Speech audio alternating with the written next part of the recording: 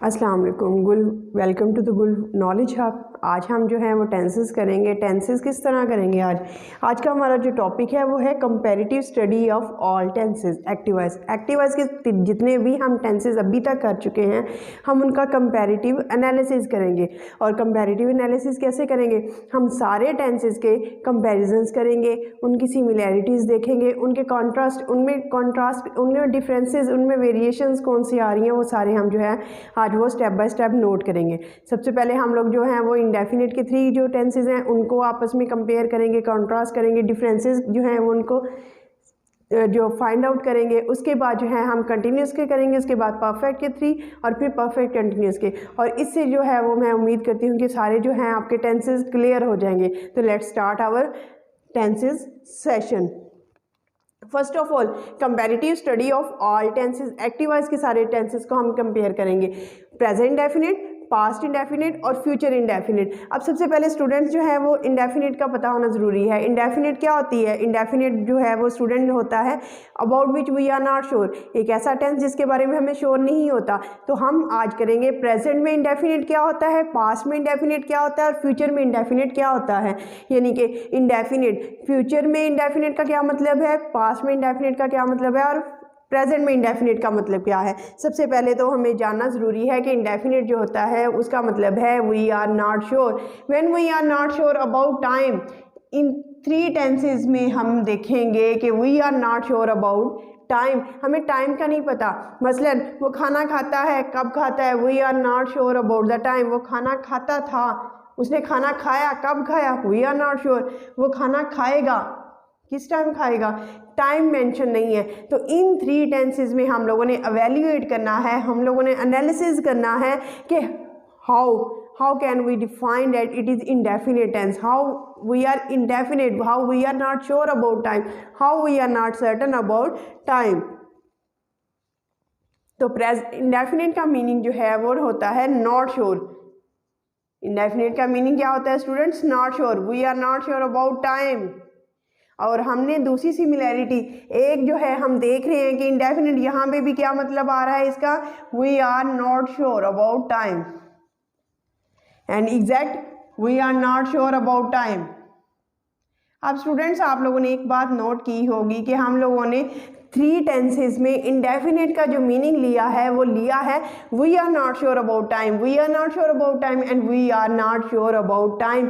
चाहे वो प्रेजेंट में है कोई एक्शन, चाहे वो पास्ट में है कोई एक्शन, चाहे वो फ्यूचर में एक्शन, हम इनमें जो है वो एक्शन के कब एक्शन हुआ था, कब कोई काम हुआ था, हम उसके टाइम के बारे में श्योर नहीं है। अब हम नेक्स्ट जो है वो देखते हैं। नेक्स्ट क्या है स्टूडेंट्स? पास्ट, प्रेजेंट और फ्यूचर को क्रैक आउट करना है। यानी कि हम लोगों ने इसकी उर्दू में पहचान देखनी है कि उर्दू में इसकी पहचान क्या है। तो प्रेजेंट की पहचान होती है हैं और हूँ, है और हूँ। पास्ट की होती है था, थी, थे। और फ्यूचर की स्टूडेंट्स होएगी गा, गी, गे। यहाँ तक आप लोग देखें कि हम लोगों ने दो जो चीज़ें हैं वो फाइंड आउट की हैं, 2 चीज़ें हैं उनका एनालिसिस किया है। और वो ये किया है कि सबसे पहले हम लोगों ने श्योर कर लिया कि हम जो है we are indefinite, we are not certain, we are not sure about time. और उसके बाद हम जो है प्रेजेंट की पहचान उर्दू में क्या होती है हैं और हूँ। पास्ट की पहचान क्या होती है? था, थी और थे। फ्यूचर की पहचान है गा, गी और गे। हम लोगों ने अभी तक ये देखा है कि इनकी पहचान। अब उर्दू में जो प्रेजेंट इंडेफिनिट की पहचान है स्टूडेंट्स वो होती है ता है, ती है, ते हैं। ता है, ती है, ते हैं। उर्दू में प्रेजेंट की पहचान क्या होगी? ता है, ती है, ते हैं। और पास्ट इंडेफिनिट की पहचान क्या होगी? गया, यानी कि अलीफ छोटी ये और बड़ी ये आएगा।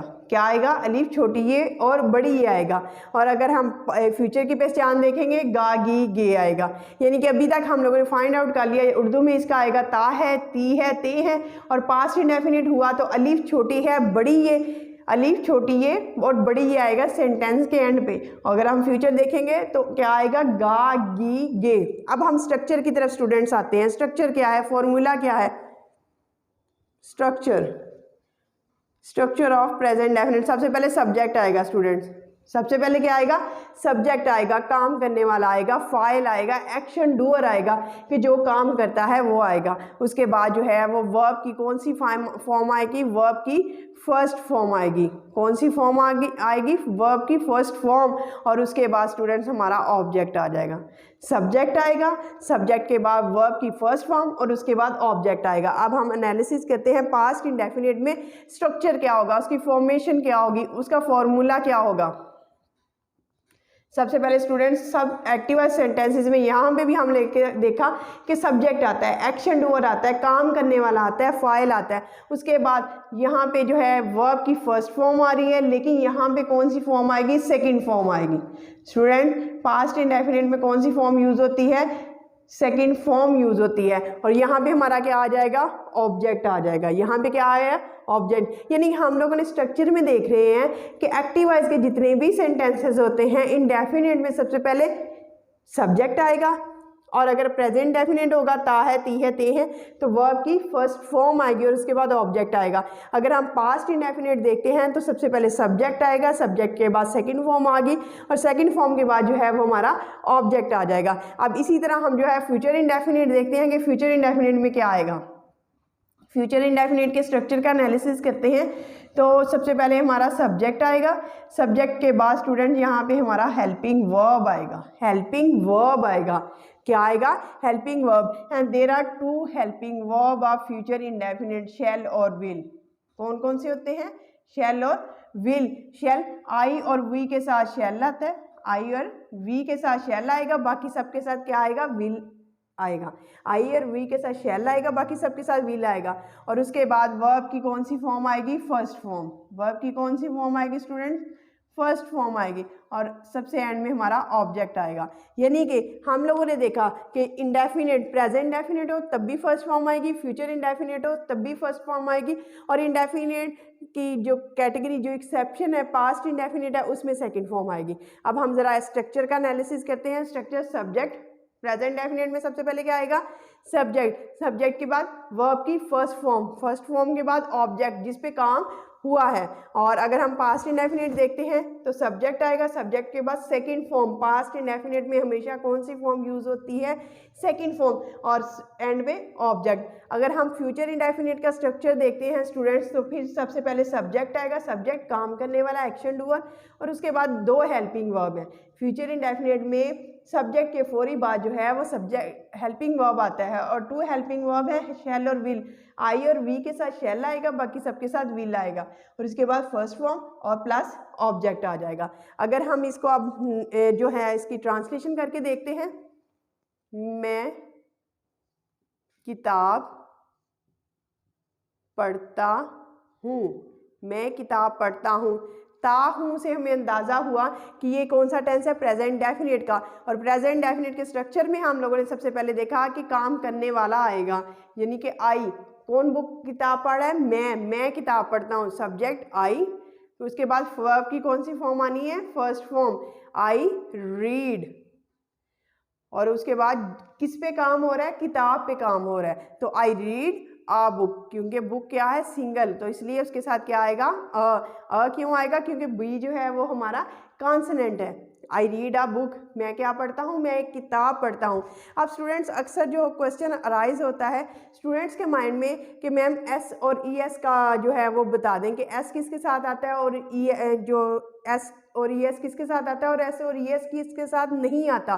तो स्टूडेंट्स ही, शी, इट या कोई सिंगुलर हो, ही शीट या कोई सिंगुलर हो, ही शीट या कोई सिंगुलर हो, तो उसके साथ वर्ब की फर्स्ट फॉर्म के साथ, वर्ब की फर्स्ट फॉर्म के साथ क्या, वर्ब की फर्स्ट फॉर्म के साथ एस या ई एस का इजाफा करते हैं। अब किन के साथ हम ई एस का इजाफा करते हैं स्टूडेंट्स, जो वर्ड ओ पे, एस एच पे, सी एच पे, एक्स पे ख़त्म होते हैं उनके साथ हम ई एस लगाते हैं, बाकी सब के साथ हम एस लगाते हैं। स्टूडेंट दोबारा से रिवाइज करते हैं कि एस और ई एस किसके साथ लगाते हैं, तो स्टूडेंट जो वर्ड ओ पे, एक्स पे, एस एच पे, सी एच पे ख़त्म होते हैं उनके साथ हम ई एस लगाते हैं, बाकी सब के साथ हम एस लगाते हैं। फॉर एग्जाम्पल ओ पे कौन सा वर्ड ख़त्म होता है, अब गो, जैसे गो, गो को हम गोज कर देंगे।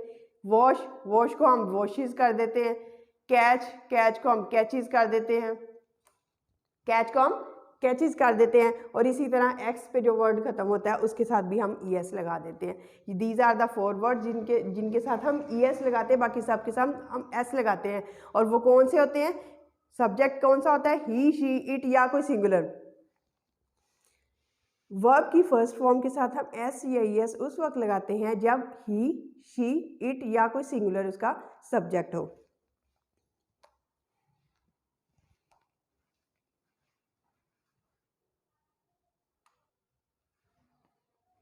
जी, ही, शी, इट या कोई सिंगुलर हो, ही, शी, इट या कोई सिंगुलर हो, तो उसके साथ हम एस या ई एस का इजाफा करते हैं। और ई एस का इजाफा जो है वो उन वर्ड्स के साथ करते हैं जो कि ओ पे ख़त्म हो, एस एच पे ख़त्म हो, सी एच पे ख़त्म हो या एक्स पे ख़त्म हो। तो this is the criteria for S या ई एस। हमने देखा कि सबसे पहले सब्जेक्ट आएगा, सब्जेक्ट आई है, रीड जो है फर्स्ट फॉर्म है, और अ बुक इसमें हमारा ऑब्जेक्ट आएगा। This is object, book object है, रीड जो है फर्स्ट फॉर्म है, आई जो है हमारा सब्जेक्ट है। तो सब्जेक्ट सबसे पहले, उसके बाद वर्ब की फर्स्ट फॉर्म, और उसके बाद हम लोगों ने क्या लगाया? ऑब्जेक्ट लगाया। उस स्ट्रक्चर पे आते हैं। मैंने बुक किताब पढ़ी, मैंने किताब पढ़ी। दूसरा जो है वो इसी तरह है कि मैंने किताब पढ़ी। अब हमने स्ट्रक्चर में देखा कि एंड पे आता है छोटी ए, स्ट्रक्चर में देखा इसके एंड में क्या आ रहा है? छोटी ये आते हैं। तो हमने देखा कि अलिफ छोटी ये या बड़ी ये किसी भी सेंटेंस के एंड में आए तो हम क्या करते हैं? उसको पास्ट इंडेफिनिट यानी कि उसमें हम सेकंड फॉर्म लगाते हैं। लेकिन स्ट्रक्चर इसका भी क्या होगा? मैं जो है, मैंने, किसने बुक किताब पढ़ी? मैंने। काम करने वाला कौन है? मैं। सब्जेक्ट कौन है? मैं। तो आई जो है, आई। अब इसमें कौन सी फॉर्म लगाएंगे हम? वर्ब की सेकंड फॉर्म। पास्ट इंडेफिनिट में कौन सी फॉर्म लगाते हैं? वर्ब की सेकंड फॉर्म। आई। रीड की सेकंड फॉर्म भी क्या होती है? उसको स्पेलिंग वही होती है लेकिन इसको रेड पढ़ते हैं। I read a book. मैंने क्या पढ़ी? I read a book. आई जो है हमारा क्या हो गया? हमारा सब्जेक्ट हो गया। रेड जो है वो रीड की सेकंड फॉर्म रेड है, स्पेलिंग वही होते हैं लेकिन प्रोनाउंसिएशन में जो है वो रेड अ बुक, और अ बुक क्या हो गया? हमारा ऑब्जेक्ट हो गया। आज आई सब्जेक्ट हो गया, रेड जो है वो हमारा सेकंड फॉर्म हो गई, अ बुक जो है वो हमारा ऑब्जेक्ट हो गया। तो हमने देखा कि यहाँ भी सबसे पहले सब्जेक्ट आएगा और इधर भी सबसे पहले क्या आ रहा है? सब्जेक्ट आ रहा है। यहाँ पे वर्ब की फर्स्ट फॉर्म आती है, पास्ट इंडेफिनिट में वर्ब की सेकंड फॉर्म आएगी और उसके बाद ऑब्जेक्ट आएगा। अगर we will advance towards future indefinite. अब फ्यूचर इंडेफिनिट में करते हैं कि क्या इसका स्ट्रक्चर क्या बनता है? मैं किताब पढ़ूंगा, मैं किताब पढ़ूंगा। स्टूडेंट्स, एक ही एग्जांपल लेने का मकसद ये है कि आप लोगों को जो टेंसेस हैं वो अच्छे से एनालिसिस हो जाए, उनका अच्छे से एनालाइज आप लोग कर लें कि जो सेंटेंसेस है हाउ दे आर फॉर्मुलेटेड। मैं किताब पढ़ूंगा। अब गा से हमें अंदाज़ा हुआ कि गा गी गे, जिस सेंटेंस के एंड में गा गी गे आ जाए तो वो क्या हो जाता है? फ्यूचर इंडेफिनिट हो जाता है। तो सबसे पहले स्टूडेंट्स हमने देखना है कि इसमें भी सबसे पहले क्या आना है? सब्जेक्ट आना है। किसने किताब पढ़ी? कौन किताब पढ़ेगा? मैं किताब पढ़ूंगा। तो हम इसको ट्रांसलेट करते हुए सबसे पहले क्या करेंगे? सब्जेक्ट आई, और आई के साथ क्या आना है? शैल। आई और वी के साथ शैल, आई शैल। और वर्ब की कौन सी फॉर्म? First form. पढ़ना क्या है? Read a book. I shall read a book. मैं क्या पढ़ूंगा? एक किताब पढ़ूंगा। तो हम लोगों ने एनालिसिस करना है अब कि यहाँ पे भी प्रेजेंट डेफिनेट में भी सबसे पहले सब्जेक्ट आता है, पास्ट इंडेफिनिट में भी एक्टिव वॉइस में सबसे पहले सब्जेक्ट आएगा और फ्यूचर इंडेफिनिट में भी सबसे पहले सब्जेक्ट आएगा। यहाँ पे वर्ब की फर्स्ट फॉर्म आएगी। प्रेजेंट डेफिनेट में वर्ब की कौन सी फॉर्म आती है? फर्स्ट फॉर्म आती है। पास्ट इंडेफिनिट में जो है वो वर्ब की कौन सी फॉर्म आएगी? सेकंड फॉर्म आएगी। लेकिन जैसे ही हम एडवांस होते हैं, हम मूव करते हैं फ्यूचर इंडेफिनिट की तरफ, तो आई विल और शैल लगता है और उसके साथ वर्ब की कौन सी फॉर्म लगती है? फर्स्ट फॉर्म लगती है। और तीनों में फिर एंड पे क्या आ जाता है? हमारा ऑब्जेक्ट आ जाता है। This is the positive. अब हम नेगेटिव स्ट्रक्चर की तरफ बनते हैं कि हाउ नेगेशन इज क्रिएटेड, कि नेगेटिव कैसे बनता है? नेगेटिव स्ट्रक्चर कैसे बनता है? तो स्टूडेंट्स, सबसे पहले सब्जेक्ट के बाद there are two helping verbs. Present definite में कितने हेल्पिंग वर्ब्स हैं? 2 हेल्पिंग वर्ब्स हैं। कितने हेल्पिंग वर्ब हैं? 2 हेल्पिंग वर्ब हैं। और वो कौन से हेल्पिंग वर्ब हैं? अब हम देखते हैं उसके बाद हेल्पिंग वर्ब जो है वो डू और डज है। क्या है, डू और डज। अब डज किसके साथ आता है और डू किसके साथ आता है, he she it, he she it या कोई सिंगुलर हो, ही शी इट या कोई सिंगुलर हो, डू नॉट और डज नॉट। ठीक है, निगेशन का मीनिंग देने के लिए क्या है, डू नॉट और डज नॉट। डज नॉट जो है वो हमेशा ही शी इट या कोई सिंगुलर हो, ही शी इट या कोई सिंगुलर हो उसके साथ डज नॉट आएगा, और डू नॉट किसके साथ आएगा, बाकी सबके साथ डू नॉट आएगा। ही शी इट या कोई सिंगुलर हो तो उसके साथ हम लोग डज नॉट लगाते हैं, बाकी जितने भी आई दे वी यू जो है उनके साथ हम लोग डू नॉट लगाते हैं। और स्टूडेंट्स रिमेंबर, याद रखिएगा, जब हम डू नॉट और डज नॉट लगाते हैं तो फिर वर्ब की फर्स्ट फॉर्म के साथ एस नहीं लगाते। और क्यों नहीं लगाते, क्योंकि डज के मीनिंग में ही एस का जो है वो इजाफा हो जाता है। और उसके बाद हम लोग क्या करते हैं, सब्जेक्ट, सब्जेक्ट के बाद जो है वो हेल्पिंग वर्ब दो हैं, और उसके बाद वर्ब की कौन सी फॉर्म आनी है, फर्स्ट फॉर्म आनी है, और उसके बाद फाइनल हमारा ऑब्जेक्ट आएगा। फाइनल हमारा क्या आ जाएगा, ऑब्जेक्ट आएगा। अब हम अगर नेगेटिव स्ट्रक्चर में बढ़ते हैं पास्ट इंडेफिनिट की तरफ, निगेशन में बढ़ते हैं पास्ट इंडेफिनिट की तरफ, सबसे पहले स्टूडेंट सब्जेक्ट आएगा, सब्जेक्ट के बाद helping verb, and there is only one helping verb. Past indefinite में सिर्फ एक ही हेल्पिंग वर्ब है और वो है डिड नॉट। हम लोगों ने देखा स्टूडेंट्स कि प्रेजेंट डेफिनेट में दो हेल्पिंग वर्ब हैं। प्रेजेंट डेफिनेट में कितने हेल्पिंग वर्ब हैं, दो हेल्पिंग वर्ब हैं, डू नॉट और डज नॉट। प्रेजेंट डेफिनेट में कितने हेल्पिंग वर्ब हैं, डू नॉट और does not. He she it या सिंगुलर के साथ, सिंगुलर सब्जेक्ट के साथ हम लोगों ने डज नॉट लगाना है, बाकी सबके साथ हम लोगों ने डू नॉट लगाना है। लेकिन हम अगर पास्ट इंडेफिनिट में बढ़ते हैं तो पास्ट इंडेफिनिट में there is only one helping verb, did not, और सबके सारे सब्जेक्ट चाहे वो ही है, शी है, इट है, आई है, दे है, वी है, यू है, कोई सा भी सब्जेक्ट है उसके साथ हम लोगों ने क्या लगाना है, डिड नॉट। और हेल्पिंग वर्ब के बाद हम लोगों ने, जब हम लोगों ने डिड नॉट यूज करना है स्टूडेंट, जब हम लोगों ने क्या यूज करना है, डिड नॉट, तो हम लोगों ने वर्ब की कौन सी फॉर्म लगानी है, फर्स्ट फॉर्म। वैसे हम कौन सी फॉर्म लगा रहे थे, सेकंड फॉर्म, लेकिन जैसे ही हम लोगों ने डिड नॉट लगाना है, हेल्पिंग वर्ब लगाना है और हम लोगों ने निगेशन करनी है, तो हम लोग जो है वो डिड नॉट लगाएंगे और उसके बाद जो है फाइनल ऑब्जेक्ट आ जाएगा हमारा।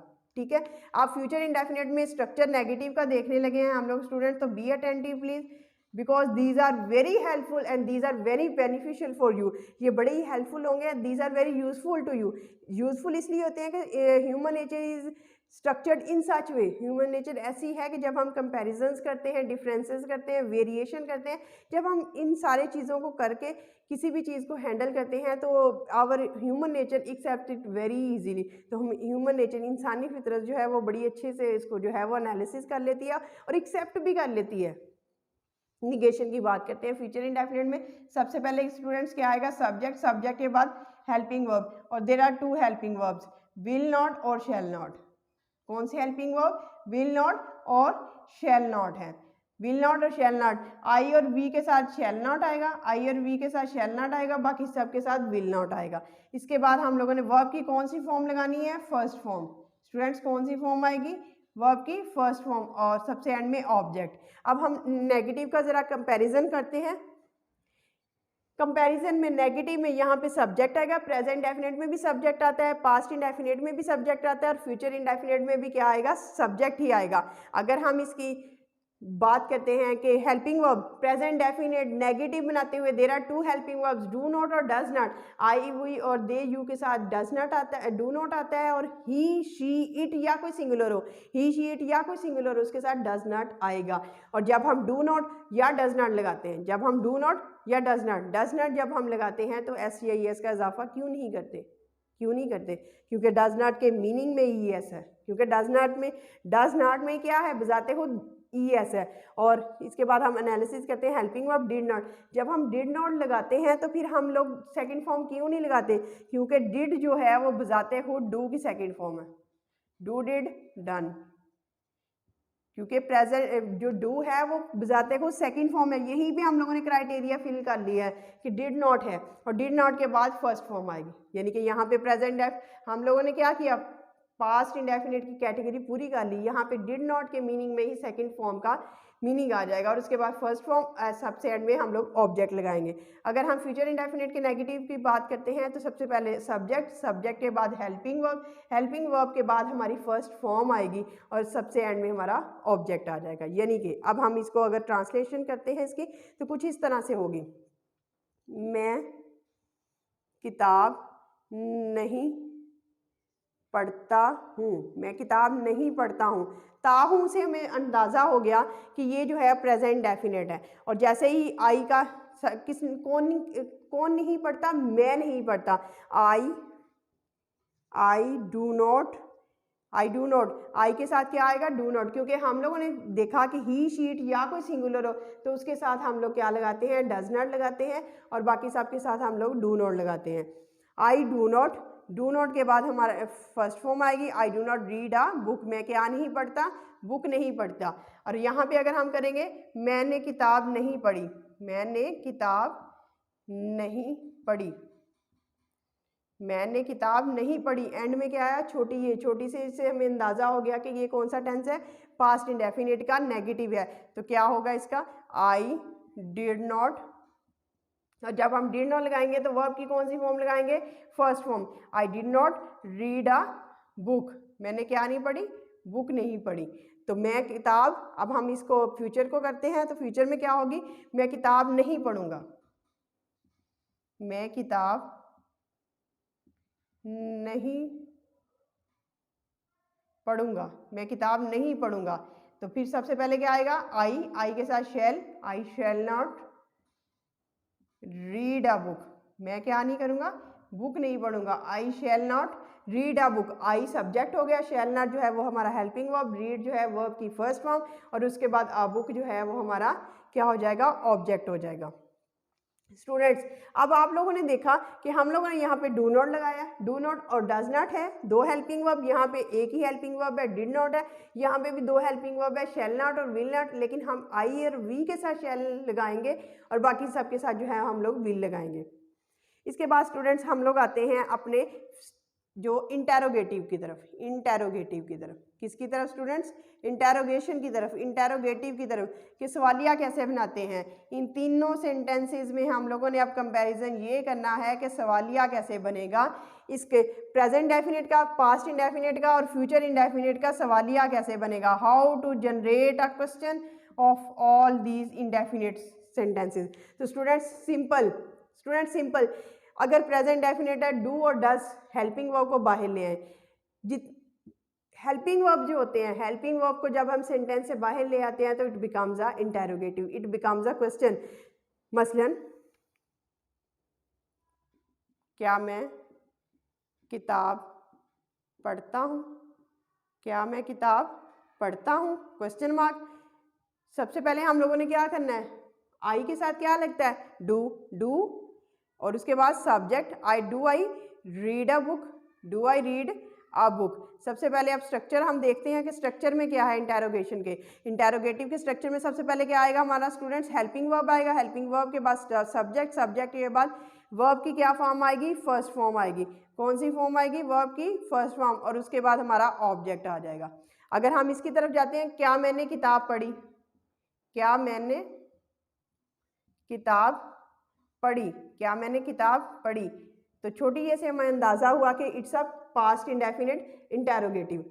क्या मैंने किताब पढ़ी, तो आई के साथ क्या, सबके साथ क्या आना है, डिड आई, डिड के बाद आई read a book, did I read a book, क्या मैंने क्या पढ़ी, किताब पढ़ी। तो इसमें इंटेरोगेशन कैसे होगी, पास्ट इंडेफिनिट का इंटेरोगेटिव। सबसे पहले हमारा हेल्पिंग वर्ब आएगा, हेल्पिंग वर्ब के बाद सब्जेक्ट, सब्जेक्ट के बाद जो है वर्ब की कौन सी फॉर्म आएगी, फर्स्ट फॉर्म आएगी, वर्ब की कौन सी फॉर्म आएगी, फर्स्ट फॉर्म, और उसके बाद स्टूडेंट्स हमारा ऑब्जेक्ट और एंड में क्वेश्चन मार्क, ऑब्जेक्ट और एंड में क्वेश्चन मार्क आ जाएगा। अगर स्टूडेंट्स हम लोग फ्यूचर इंडेफिनिट के इंटेरोगेशन की तरफ बढ़ते हैं, तो क्या मैं किताब पढ़ूंगा, क्या मैं किताब पढ़ूंगा, क्या मैं किताब पढ़ूंगा, शैल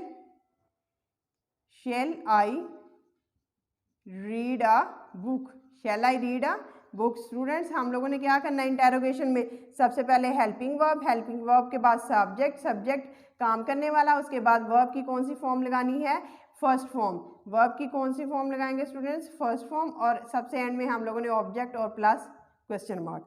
अब स्टूडेंट्स आप लोग ये एनालिसिस करने जा रहे हैं। हम स्टूडेंट एक दफ़ा रिवाइज करते हैं, एनालिसिस करते हैं कि पास्ट इंडेफिनेट स्ट्रक्चर जो इंडेफिनेट है, चाहे वो प्रेजेंट इंडेफिनेट है, चाहे वो पास्ट इंडेफिनेट है, चाहे वो फ्यूचर इंडेफिनेट है, इंडेफिनेट का स्ट्रक्चर जो है वो कैसे बनता है और इंडेफिनेट में हम लोग सेंटेंस कैसे बनाते हैं। तो इंडेफिनेट के तीनों जो हैं उनमें होता है we are not sure about time. अगर प्रेजेंट इंडेफिनेट की बात करते हैं तो इसकी पहचान है ता है, ती है, ते हैं, एंड पे आता है। अगर पास्ट इंडेफिनेट की बात करते हैं तो अलिफ छोटी है और बड़ी ही आता है। अगर फ्यूचर इंडेफिनेट की बात करते हैं स्टूडेंट तो गा, गी, गे आता है। अब हम स्ट्रक्चर पे आते हैं। स्ट्रक्चर क्या है? तो प्रेजेंट इंडेफिनेट में सबसे पहले सब्जेक्ट आएगा, first form plus object, subject first form plus object. अगर हम स्ट्रक्चर पास्ट इंडेफिनेट में आते हैं तो सबसे पहले सब्जेक्ट प्लस सेकंड फॉर्म और ऑब्जेक्ट आएगा। अगर हम स्ट्रक्चर फ्यूचर इंडेफिनेट की बात करते हैं, subject plus helping verb plus first form और ऑब्जेक्ट आ जाएगा हमारा। और इसमें दो हेल्पिंग वर्ब है, शैल और विल। आई और वी के साथ शैल आएगा, बाकी सबके साथ क्या आएगा हमारा? विल आ जाएगा। आई और वी के साथ शैल आएगा, बाकी सबके साथ स्टूडेंट्स विल आएगा। अब हम बात करते हैं कि एस और ई एस का इजाफा करते हैं। एस और ई एस का इजाफा वर्ब की किन के साथ? ही, शी, इट या कोई सिंगुलर हो तो हम उसके साथ एस या एस का, वर्ब की फर्स्ट फॉर्म के साथ क्या लगाते हैं? एस या एस। और ऐसे तमाम वर्ड्स जो O S, S H, C H या एक्स पे ख़त्म होते हैं, या किस पे ख़त्म होते हैं? एक्स पे ख़त्म होते हैं, तो हम उनके साथ ई एस लगाते हैं। बाकी सबके साथ हम क्या लगाएंगे? एस लगाएंगे, सिंगल। अच्छा, नेगेटिव। अब हम अगर नेगेटिव के जाते हैं तो स्टूडेंट्स प्रेजेंट डेफिनेट में there are two helping verbs. Negative बनाने के लिए सब्जेक्ट के बाद क्या आना? Helping verb. Helping verb do not और डज नॉट, दो हेल्पिंग वर्ब हैं। लेकिन जब हम पास्ट इंडेफिनेट में आते हैं तो there is only one helping verb, did not. सब सेंटेंसेस में जो है वो हमारा क्या आएगा? डिड नॉट आएगा। अगर हम फ्यूचर इंडेफिनेट के नेगेटिव की बात करते हैं तो विल नॉट और शैल नॉट। सब्जेक्ट के बाद विल नॉट और शैल नॉट। शैल नॉट जो है वो आई और वी के साथ आएगा, और विल नॉट जो है बाकी सबके साथ आएगा। इसके बाद फर्स्ट फॉर्म प्लस ऑब्जेक्ट आ जाएगा। स्टूडेंट्स अब आप देख रहे हैं कि हमारा स्ट्रक्चर जो है इंडेफिनेट का तकरीबन सेम है। सब्जेक्ट, सब्जेक्ट के बाद जो है वो सब्जेक्ट, सब्जेक्ट के बाद हेल्पिंग वर्ब, उसके बाद वर्ब की फर्स्ट फॉर्म और object. Subject helping verb plus first form plus object, subject helping verb plus first form plus object. अब हम इंटेरोगेशन की बात करेंगे तो सिंपल स्टूडेंट्स, अगर नेगेटिव बनाना है तो हेल्पिंग वर्ब के बाद नॉट लगा दें। अगर आप लोगों ने क्वेश्चन मार्क लगाना है, इंटेरोगेशन बनाना है, तो आप लोग सिंपल ये करेंगे कि हेल्पिंग वर्ब को बिगनिंग में, स्टार्ट में जो है वो उसको आप लोग मेंशन कर दें, तो ये आपका बन जाएगा क्वेश्चन मार्क, ये आपका बन जाएगा interrogative. Hope you have understood the whole concept of indefinite and now we are proceeding towards continuous. अब हम कंटिन्यूस का एनालिसिस करेंगे कि कंटिन्यूस में क्या चीज़ है जो डिफ्रेंशिएट करती है, जिसकी वजह से जो है वो कंटिन्यूस जनरेट होता है। क्योंकि इंडेफिनेट की निस्बत जो है वो कंटिन्यूस और ज़्यादा सिंपल हो जाएगा, क्योंकि सिर्फ जो है हम देखेंगे कि सिर्फ हेल्पिंग वर्ब चेंज होंगे तो कंटिन्यूस सारे का सारा चेंज होता जाएगा। तो हम करने जा रहे हैं कंटिन्यूस टेंस।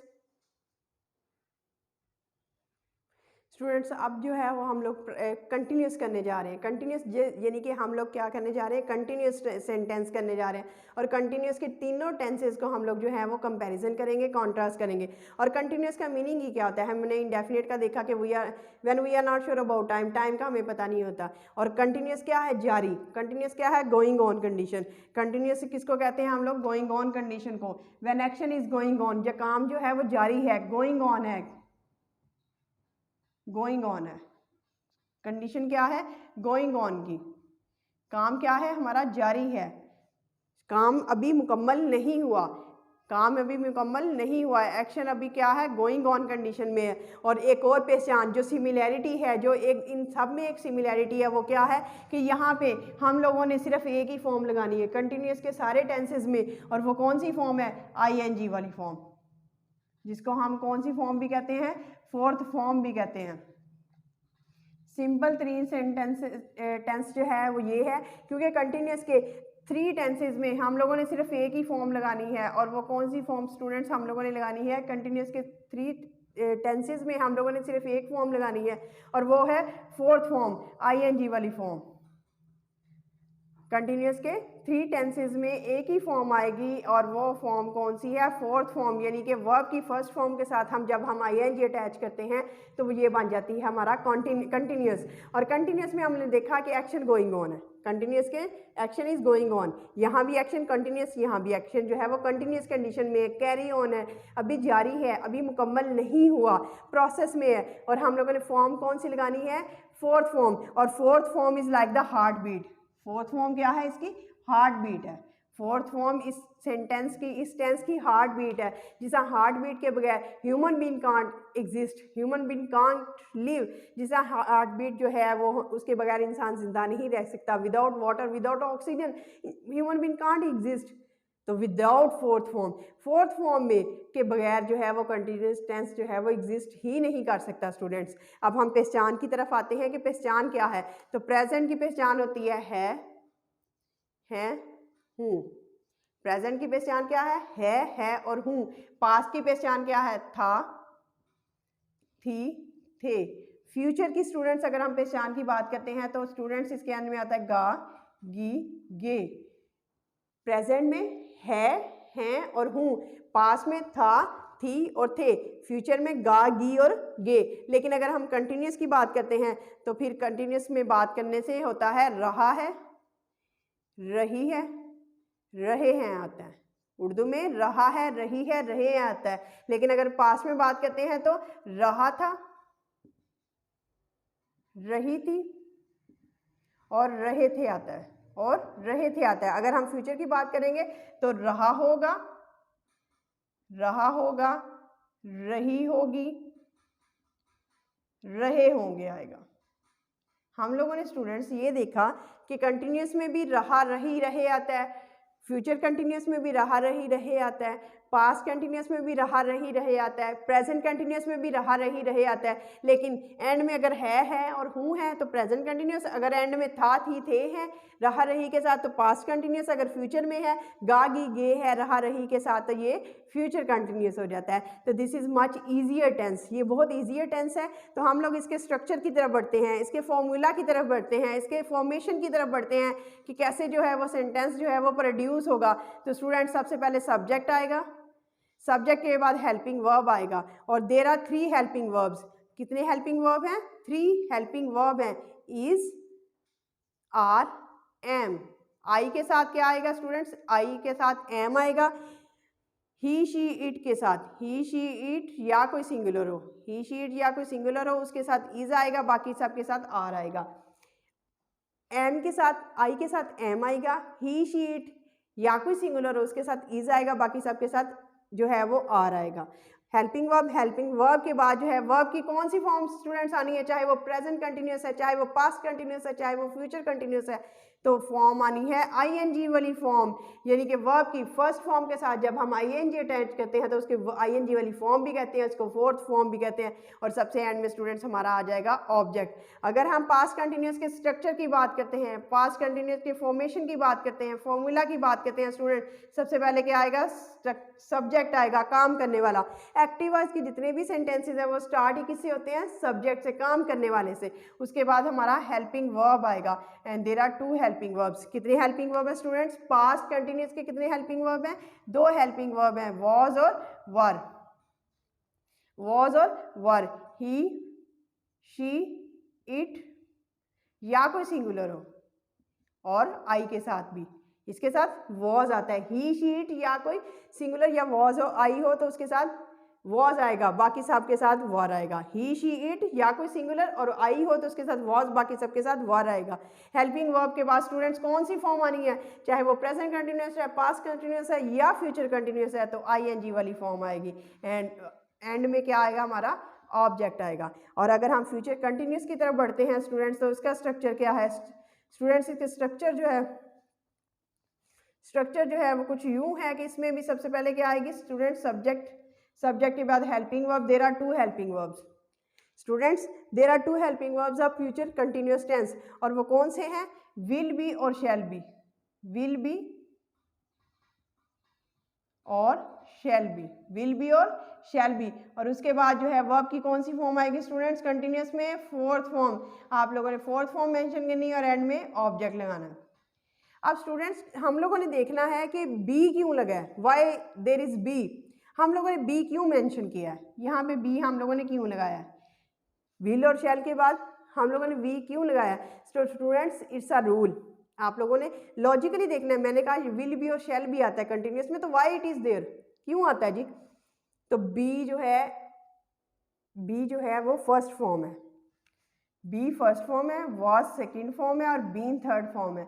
और हम लोगों ने ये रूल पढ़ा है ग्रामर की, चाहे वो रेनन मार्टिन की बुक है, ऑक्सफोर्ड की है, कैम्ब्रिज की है, कि कोई भी इंग्लिश ग्रामर की बुक उठा के आप लोग देख लें, तो इट्स अ रूल कि शैल और विल के बाद वर्ब की फोर्थ फॉर्म नहीं आती, बल्कि वर्ब की फर्स्ट फॉर्म आती है। तो in order to fulfil the criteria, in order to fulfil the requirement of the rules of English grammar के रूल्स को फॉलो करने के लिए, उसको फुलफिल करने के लिए हम लोगों ने बी को as a first form use किया। बी हेल्पिंग वर्ब नहीं है, बी हेल्पिंग वर्ब नहीं है, बी इज अ फॉर्म। तो जब हम नेगेशन करेंगे तो बी के बाद नहीं करेंगे, ओरिजिनल हेल्पिंग वर्ब हमारे विल और शैल हैं, और शैल किसके साथ आएगा, आई और वी के साथ शैल भी आएगा और बाकी सब के साथ विल भी आएगा। तो स्टूडेंट्स आप लोगों को समझ आ गई कि be is a form, be is not a helping verb. We have placed be in order to fulfil the criteria of helping verb. उसके बाद स्टूडेंट्स जो है हमारी फोर्थ फॉर्म आएगी और सबसे बाद में सब्जेक्ट। आप लोगों ने गौर किया, सब्जेक्ट के बाद हेल्पिंग वर्ब, तीनों में हेल्पिंग वर्ब, उसके बाद फोर्थ फॉर्म और ऑब्जेक्ट, सिर्फ इनके हेल्पिंग वर्ब डिफरेंट है। Students you are watching this channel and you are just analyzing and you are quite understanding, आप लोगों को समझ आ रही होगी कि ये जो चैनल है गुल नॉलेज हब, ये बेसिकली जो है वो रीजन बेस्ड है, रीजन को फॉलो करता है, लॉजिक को फॉलो करता है, विदाउट लॉजिक नहीं है। देखें स्टूडेंट्स, हम लोगों ने कहा था कि हम लॉजिकली जो है वो टेंसेस को जनरेट करेंगे, हम लॉजिकली आपको बताएंगे, और इसके बाद जो है वो आप tenses will be a part of your life का हिस्सा बन जाएंगे। तो हम लोगों ने ये एनालिसिस किया, कंटिन्यूस में कि सिर्फ चेंज ऑफ हेल्पिंग वर्ब है, सिर्फ हेल्पिंग वर्ब चेंज होते हैं। प्रेजेंट कंटिन्यूस है, इज आर एम है, is are am helping verb, was और वर, अगर पास्ट कंटिन्यूस है तो वॉज एंड वर, अगर फ्यूचर कंटिन्यूस है तो शैल बी और विल बी, सिर्फ शैल बी और विल बी। यानी कि इसका मतलब ये हुआ कि कंटिन्यूस टेंसेस में बाकी स्ट्रक्चर, सब्जेक्ट आता है, सब्जेक्ट के बाद हेल्पिंग वर्ब के बाद जो है वर्ब की कौन सी फॉर्म आती है, फोर्थ फॉर्म, यानी कि वर्ब की फर्स्ट फॉर्म के साथ जब हम आईएनजी अटैच करते हैं तो फोर्थ फॉर्म बन जाती है, उसके बाद जो है ऑब्जेक्ट आता है। लेकिन ये चेंज हो जाते हैं। प्रेजेंट से पास्ट कैसे होगा, इज आर एम की बजाय वॉज वर लगा दें। पास्ट से फ्यूचर में कैसे होगा, वॉज वर की बजाय विल बी और शैल भी लगा दें।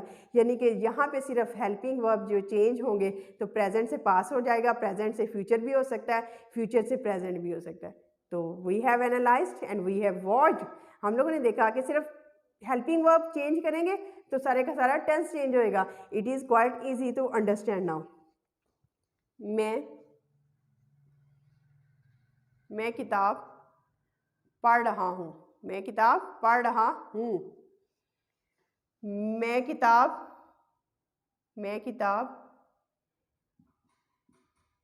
पढ़ रहा था, मैं किताब पढ़ रहा था, मैं किताब पढ़ रहा हूँगा, मैं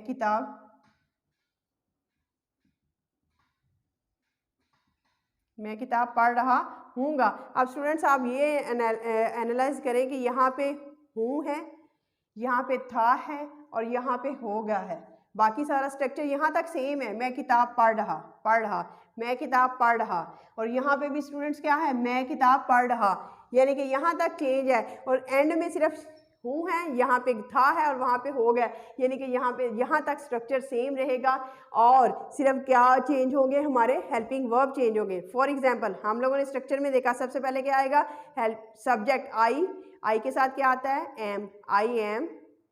वर्ब की कौन सी फॉर्म आएगी students, fourth form, I am reading a book, मैं किताब पढ़ रहा हूँ, मैं किताब पढ़ रहा था, सबसे पहले subject I was reading a book, मैं किताब पढ़ रहा हूँगा, I shall be reading a book, अब स्टूडेंट्स आप गौर करें इस चीज़ पे, यू हैव टू एनालाइज, आप लोगों ने गौर करना है कि यहाँ पे मैंने सिर्फ एम यूज़ किया, यहाँ पे वॉज और यहाँ पे शैल बी, बाकी स्ट्रक्चर आप देखें सेम है। आई reading a book, I reading a book, I reading a book, सिर्फ जो है हेल्पिंग वर्ब, अगर मैं यहाँ पे एम की बजाय वॉज लगा दूँ पास्ट कंटिन्यूस हो जाएगा, अगर मैं एम की जगह शैल भी लगा दूँ तो ये फ्यूचर कंटिन्यूस हो जाएगा। तो स्टूडेंट्स आप लोगों ने क्या किया, आप लोगों ने सिर्फ हेल्पिंग वर्ब चेंज किए हैं, तो स्ट्रक्चर सारे का सारा सेम है। अगर हम निगेशन की बात करेंगे students, how to negate, how to generate a negative sentence, negative sentence कैसे बनता है, तो सबसे पहले सब्जेक्ट आएगा, सब्जेक्ट के बाद हमारा हेल्पिंग वर्ब आएगा, उसके बाद not. Students all the tenses, जितने भी टेंसेज हैं उनमें हेल्पिंग वर्ब के बाद जब हम नॉट का यूज़ करते हैं तो वो हमारा निगेशन बन जाती है। नॉट के बाद कौन सी फॉर्म आनी है स्टूडेंट, जब भी कंटिन्यूस टेंस यूज़ होता है तो वर्ब की कौन सी फॉर्म आती है, फोर्थ फॉर्म, फोर्थ फॉर्म यानी कि आईएनजी वाली फॉर्म, और एंड में हमारा आ जाता है ऑब्जेक्ट। यहाँ पे भी अगर हम निगेशन की बात करेंगे, नेगेटिव सेंटेंस की बात करेंगे स्टूडेंट्स, सबसे पहले हमारा क्या आएगा, सब्जेक्ट, सब्जेक्ट के बाद हमारा हेल्पिंग वर्ब, हेल्पिंग वर्ब के बाद जो है नॉट, फिर उसके बाद हम वर्ब की कौन सी फॉर्म लगाएंगे, फोर्थ फॉर्म, और प्लस ऑब्जेक्ट आ जाएगा हमारा, प्लस क्या आ जाएगा, ऑब्जेक्ट आ जाएगा। अगर हम यहाँ पे भी बात कर रहे हैं नेगेटिव स्ट्रक्चर की स्टूडेंट्स, तो सबसे पहले सब्जेक्ट, सब्जेक्ट के बाद हेल्पिंग वर्ब, हेल्पिंग वर्ब के बाद जो है वो नॉट, नॉट के बाद जो हम क्या लगाएंगे, वर्ब की कौन सी फॉर्म लगाएंगे, आईएनजी वाली फॉर्म, और उसके बाद ऑब्जेक्ट। हम लोगों ने देखना ये है कि यहाँ पे हम लोग नॉट, एम के बाद अगर हम नॉट लगा दें, मैं किताब नहीं पढ़ रहा, तो इसके बाद एम के बाद नॉट, हेल्पिंग वर्ब के बाद क्या लगा दिया, नॉट।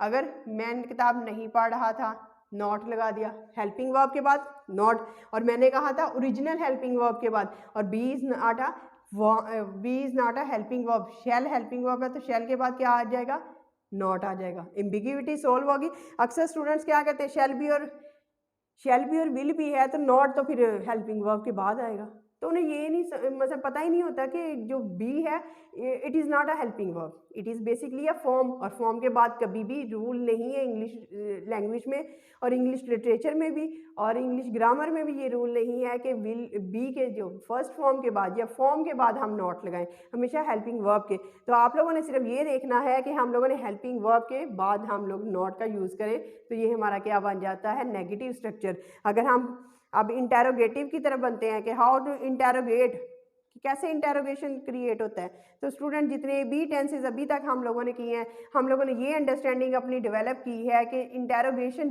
किसी भी सेंटेंस का हो, किसी भी टेंस का हो, इंटेरोगेटिव किसी भी टेंस का इंटेरोगेटिव हो, तो हम लोगों ने सिर्फ ये करना है कि हेल्पिंग वर्ब को स्टूडेंट्स सेंटेंस के बाहर लगा देना है और एंड पे क्वेश्चन मार्क मेंशन कर देना है। हेल्पिंग वर्ब को जस्ट आप लोगों ने सेंटेंस के स्टार्ट में लगा देना है, बिगिनिंग में लगा देना है, सबसे शुरू में लगा देना है, और एंड पे आप लोग जब क्वेश्चन मार्क लगाएंगे तो इट बिकम्स अ इंटेरोगेटिव। जी, तो हम देखते हैं इसका। सबसे पहले क्या, हेल्पिंग वर्ब आएगा, हेल्पिंग वर्ब के बाद सब्जेक्ट, बाकी सारा स्ट्रक्चर वही, हेल्पिंग वर्ब सब्जेक्ट, सब्जेक्ट के बाद आईएनजी वाली फॉर्म आएगी इसकी, और उसके बाद हमारा ऑब्जेक्ट आ जाएगा। यहाँ पे भी helping verb plus subject plus verb की आईएनजी वाली फॉर्म, फोर्थ फॉर्म, और उसके बाद हमारा ऑब्जेक्ट आ जाएगा। अगर हम यहाँ पे भी देखते हैं, सबसे पहले हेल्पिंग वर्ब के बाद सब्जेक्ट, सब्जेक्ट के बाद जो है हमारा क्या आ जाएगा, वर्ब की कौन सी फॉर्म आएगी, फोर्थ फॉर्म के बाद ऑब्जेक्ट आ जाएगा, और एंड में हम लोगों ने क्वेश्चन मार्क लगा देना है। एंड में हम लोगों ने क्या लगाना है, लाजमी क्वेश्चन मार्क पुट कर देना है। और उसके बाद ये हो जाएगा हमारा इंटेरोगेशन, यानी कि अब हम देखेंगे कि क्या मैं किताब पढ़ रहा हूँगा, क्या मैं किताब पढ़ रहा होऊंगा, क्या मैं किताब पढ़ रहा होऊंगा, क्या मैं किताब पढ़ रहा था, क्या मैं किताब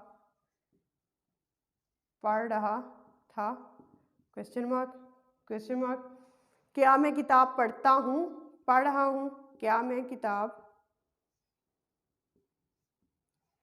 पढ़ रहा हूँ, क्या मैं किताब पढ़ रहा हूँ, क्वेश्चन मार्क। हम लोगों ने ये ऑब्जर्व करना है कि हूँ आया एंड पे, यहाँ पे था आया और यहाँ पे गा आया, तो इसका मतलब है यहाँ पे हम लोग सिर्फ क्या करेंगे, चेंज ऑफ हेल्पिंग वर्ब, और हेल्पिंग वर्ब कहाँ पे लगाएंगे, स्टार्ट में। मसलन हम लोगों ने देखना ये है कि यहाँ पे अब आएगा सबसे पहले आई के साथ क्या आता है, आई के साथ एम आता है, आई के साथ एम आता है, am I reading a book, am I reading a book, क्या मैं किताब पढ़ रहा हूँ, एंड में question mark, am I reading a book, क्या मैं कर रहा हूँ, मैं एक किताब पढ़ रहा हूँ, am I reading a book,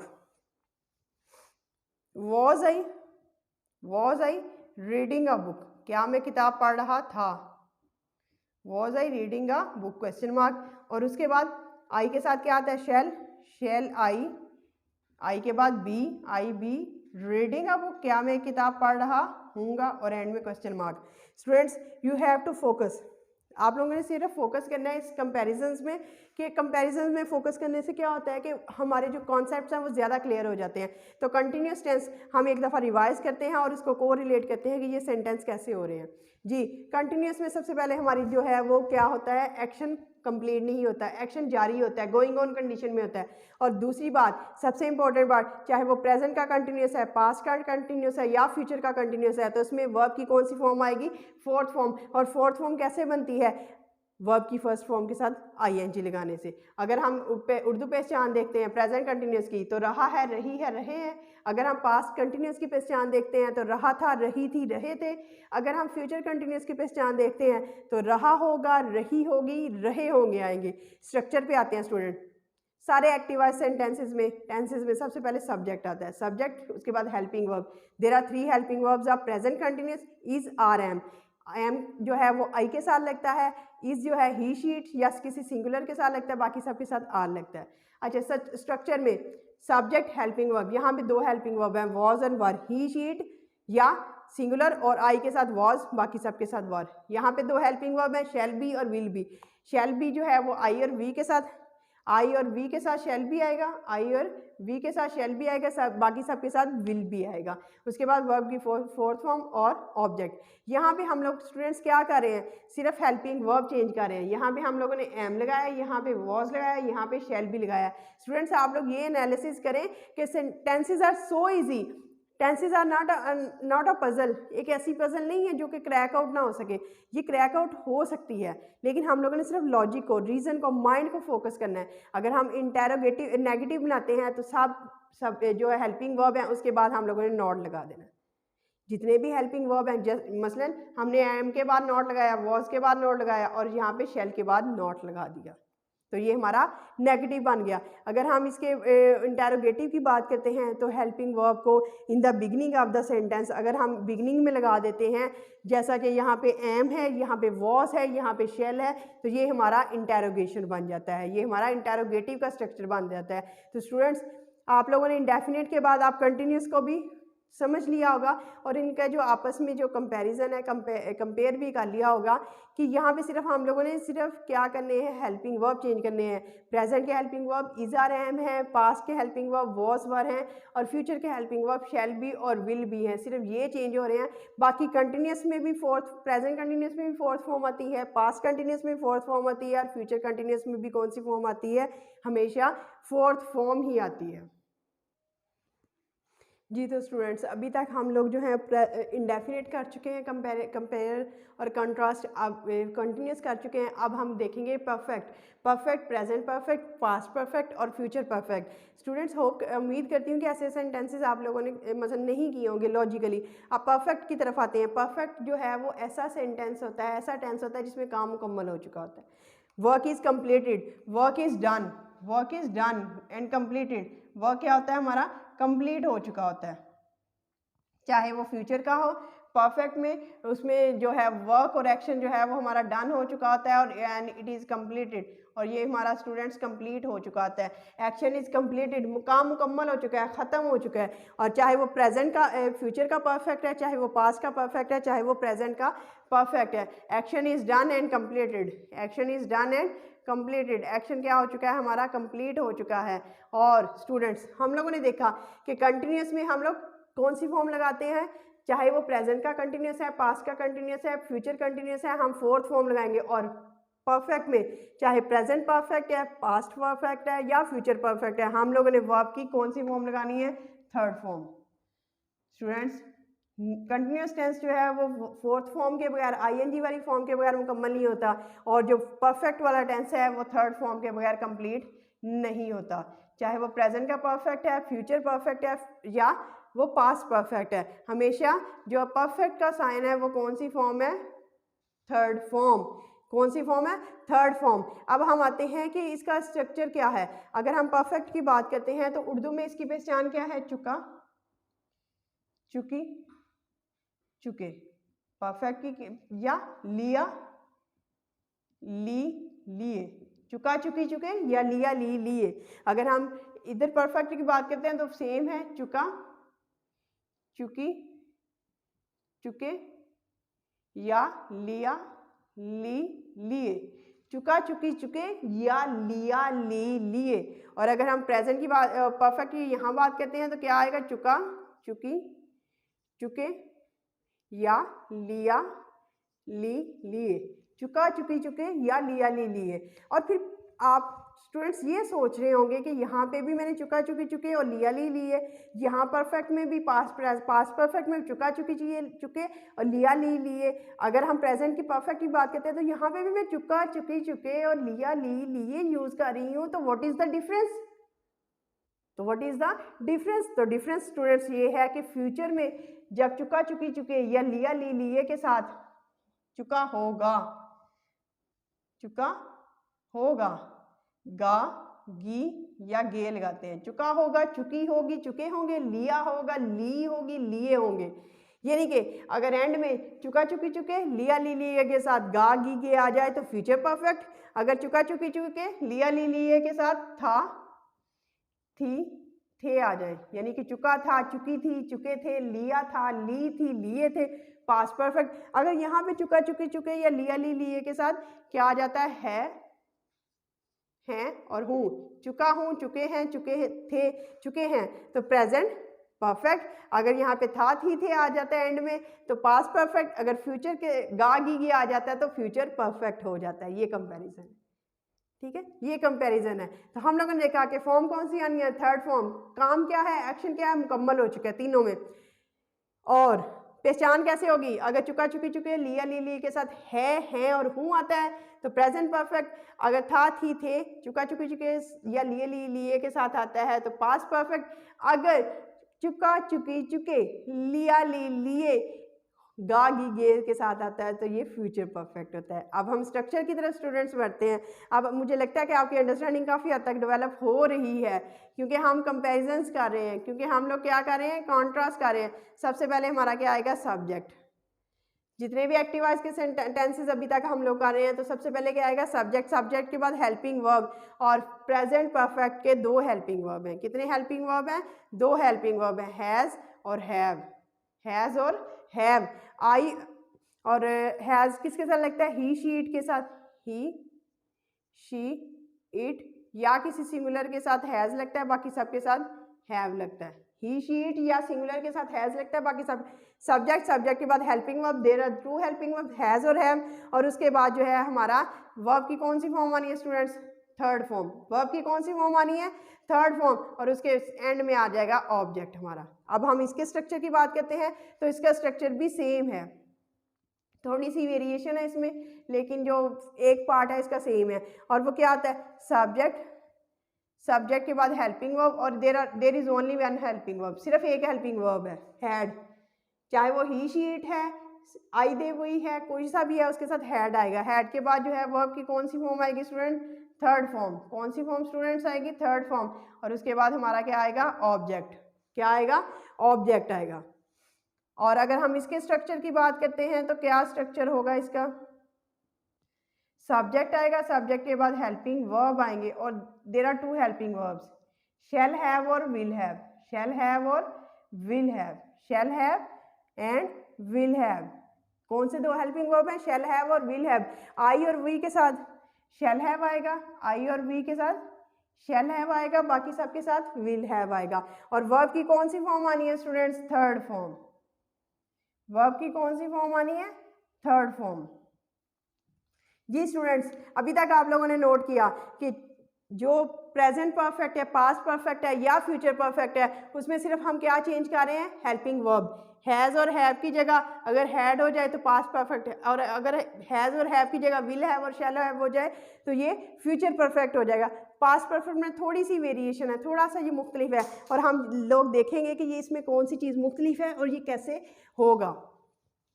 तो स्टूडेंट्स हम इसको मुकम्मल करने जा रहे हैं। मैं किताब पढ़ चुका हूँ, मैं किताब पढ़ चुका हूँ, मैं किताब पढ़ चुका हूँ। मैं किताब पढ़ चुका था, मैं किताब पढ़ चुका था। मैं किताब पढ़ चुका हूँगा, मैं किताब पढ़ चुका होगा, मैं किताब पढ़ चुका। अब आप लोग ये नोट कर रहे हैं स्टूडेंट्स के यहाँ पे हूँ आता है एंड पे, बाकी मैं किताब पढ़ चुका, मैं किताब पढ़ चुका, यहाँ पे था मैं किताब पढ़ चुका, यहाँ पे हूँगा, यानी कि सिर्फ क्या आ रहे हैं, एंड से हमें पहचान हो रही है, हूँ से पहचान हुई कि प्रेजेंट परफेक्ट है, था से पहचान हुई कि पास्ट परफेक्ट है, और गा से पहचान हुई कि ये फ्यूचर परफेक्ट है। अब हम इसको करते हैं ट्रांसलेट। सबसे पहले सब्जेक्ट, आई क्या है हमारा सब्जेक्ट, आई के साथ क्या आना है हैव, क्योंकि ही शीट के साथ या किसी के सिंगुलर के साथ हैज आता है। आई हैव वर्ब की कौन सी फॉर्म, थर्ड फॉर्म आनी है। I have read, read spelling वही है, रेड पढ़ते हैं, I have read a book, मैं किताब पढ़ चुका हूँ। I had read a book, I had read a book, मैं किताब पढ़ चुका था। आई शैल हैव, क्योंकि आई के साथ क्या आता है shall have, I shall have read a book, I shall have read a book, मैं किताब पढ़ चुका था। स्टूडेंट्स आप लोगों के माइंड में आ रहा होगा कि मैम कहती हैं कि शैल और विल ओरिजिनल हेल्पिंग वर्ब हैं, तो फिर हैव क्यों लगा। जैसे स्टूडेंट्स हम लोगों ने कंटिन्यूस में किया था कि शैल और विल के साथ हमेशा कौन सी फॉर्म आती है, वर्ब की फर्स्ट फॉर्म आती है, और कभी नहीं हो सकता कि वर्ब की शैल और विल के बाद जो है वो डायरेक्ट थर्ड फॉर्म आ जाए, रूल है। तो हमने हैव को एज अ फर्स्ट फॉर्म लिया है, हैव को एज अ फर्स्ट फॉर्म लिया है, इसलिए जब हम हेल्पिंग वर्ब लगाएंगे, जब हम नॉट का यूज़ करेंगे तो नॉट यहाँ पे ओरिजिनल हेल्पिंग वर्ब के बाद आएगा, और जब हम हेल्पिंग वर्ब को बाहर ले जाने की इंटेरोगेशन की बात करेंगे तो शैल और विल जाएगा, हैव नहीं जाएगा, क्योंकि हैव क्या है वर्ब की फर्स्ट फॉर्म के तरह यूज़ हुआ है। अब आप लोगों ने गौर किया कि यहाँ पे हैव है, हैव की जगह अगर हैड कर दें तो पास्ट परफेक्ट, हैव की जगह अगर शैल हैव कर दें तो फ्यूचर परफेक्ट हो जाएगा। अगर हम निगेशन की बात करें, इसमें थोड़ी सी वेरिएशन है, वो मैं अभी आप लोगों को समझाती हूँ कि इसमें कौन कौन सी वेरिएशन आती है। अब स्टूडेंट्स अगर हम नेगेटिव की बात करते हैं, किसकी बात करनी है नेगेटिव की, तो स्टूडेंट सब्जेक्ट के बाद हेल्पिंग वर्ब के बाद फॉर ई बार नॉट, जितने भी टेंसेज अभी तक हम लोगों ने किया, अभी तक हम लोग यही कर रहे हैं कि हेल्पिंग वर्ब के फॉर ई बार जो है वो नॉट लगा देते हैं। नॉट के बाद वर्ब की कौन सी फॉर्म परफेक्ट में होती है, थर्ड फॉर्म है, परफेक्ट में कौन सी फॉर्म होती है थर्ड फॉर्म होती है। अगर हम यहाँ पे नेगेटिव स्ट्रक्चर देखते हैं, अगर यहाँ पे हम नेगेटिव स्ट्रक्चर देखते हैं कि नेगेटिव कैसे बनता है स्टूडेंट्स, सब्जेक्ट के बाद हेल्पिंग वर्ब के बाद नॉट लगाते हैं हम लोग, और उसके बाद जो है वर्ब की कौन सी फॉर्म लगानी है हम लोगों ने थर्ड फॉर्म लगानी है, और एंड पे ऑब्जेक्ट आ जाएगा। अगर हम फ्यूचर परफेक्ट की बात करते हैं, इसका नेगेटिव बनाने की बात करते हैं कि how to make a future perfect negative, कैसे बनाना है। सबसे पहले सब्जेक्ट के बाद हेल्पिंग वर्ब के बाद नॉट लगाना है स्टूडेंट्स, एंड थर्ड फॉर्म, और उसके बाद हमारी कौन सी फॉर्म आएगी थर्ड फॉर्म आएगी, एंड सबसे एंड में ऑब्जेक्ट आएगा। यानी कि अगर हम हैव के बाद नॉट लगा दें, मैं किताब नहीं पढ़ चुका था, हैव के बाद हेल्पिंग वर्ब के बाद, अगर यहाँ पे हैड के बाद नॉट लगा दें, अगर यहाँ पे शैल के बाद, क्योंकि हैव फर्स्ट फॉर्म है और कभी भी फर्स्ट फॉर्म के बाद जो है वो नॉट नहीं आता, बल्कि हेल्पिंग वर्ब के बाद नॉट आता है। तो यहाँ पे सिर्फ हेल्पिंग वर्ब के बाद हम लोगों ने नॉट लगा देने से ये नेगेटिव बन जाता है, हेल्पिंग वर्ब के बाद नॉट लगाने से ये नेगेटिव बन जाता है। और इंटेरोगेशन कैसे बनती है, हेल्पिंग वर्ब को बाहर ले आए, हैव को इंटेरोगेशन कैसे बनती है, इंटेरोगेशन स्टूडेंट्स कैसे बनेगा कि हैव को सेंटेंस से बाहर ले आए, टेंस से और एंड में क्वेश्चन मार्क, यहाँ पे हैड को बाहर ले आए, हेल्पिंग वर्ब है, उसके बाद में क्वेश्चन मार्क, शैल को बाहर ले आए और एंड में क्वेश्चन मार्क, यानी कि इंटेरोगेशन कैसे बनेगा, हेल्पिंग वर्ब को बाहर ले आए सेंटेंस से, एंड में क्वेश्चन मार्क लगा दें। नेगेटिव कैसे बनेगा, हेल्पिंग वर्ब के बाद फॉर बाद नॉट लगा दें। यहाँ पे आप पास्ट परफेक्ट में वेरिएशन की बात करते हैं कि पास्ट परफेक्ट में कौन सी वेरिएशन आती है और कैसे जो है वो डिफरेंट होता है। पास्ट परफेक्ट में ऐसे भी आ सकता है टेंस, ये रूल नंबर 1 है। और दूसरा जो वेरिएशन क्या है, एक सेंटेंस के 2 पार्ट हो सकते हैं। मसलन तुम्हारे आने से पहले मैं जा चुका था, मैं जा चुका था, यहाँ थे मैं जा चुका था। स्टूडेंट्स अब ये है सेंटेंस के 2 पार्ट्स हैं। फिर पास्ट परफेक्ट में ऐसे भी होता है कि सेंटेंस के या तो एक भी पार्ट होता है या सेंटेंस के 2 पार्ट्स होते हैं। अब उसको ट्रांसलेट करने का क्या मेथड है, पहले के जो बाद वाला हिस्सा है उसको पहले ट्रांसलेट करते हैं। कैसे, पहले के जो बाद वाला हिस्सा है उसको पहले ट्रांसलेट करना है, पहले के जो बाद वाला हिस्सा है उसको पहले ट्रांसलेट करना है और जो पहले वाला हिस्सा है उसको बाद में करना है। कैसे, मैं जा चुका था, मैं जा चुका था, कैसे करना है हम लोगों ने, स्ट्रक्चर वही। सबसे पहले क्या आएगा, आई, उसके बाद helping verb, I had gone, मैं जा चुका था, आई सब्जेक्ट और उसके बाद थर्ड फॉर्म, आई हेल्पिंग वर्ब थर्ड फॉर्म, उसके बाद बिफोर। अब स्टूडेंट्स आप लोगों ने इसका स्ट्रक्चर भी नोट करना है, बिफोर यू केम। अब मैं आपको बताती हूँ ये कैसे होता है। स्टूडेंट्स पहले के बाद वाले हिस्से में subject plus helping verb plus third form और ऑब्जेक्ट। पहले के बाद वाले हिस्से को जब ट्रांसलेट करना है स्टूडेंट्स, सबसे पहले सब्जेक्ट लगाना है काम करने वाला, उसके बाद हेल्पिंग वर्ब लगाना है, वर्ब की थर्ड फॉर्म और फिर ऑब्जेक्ट।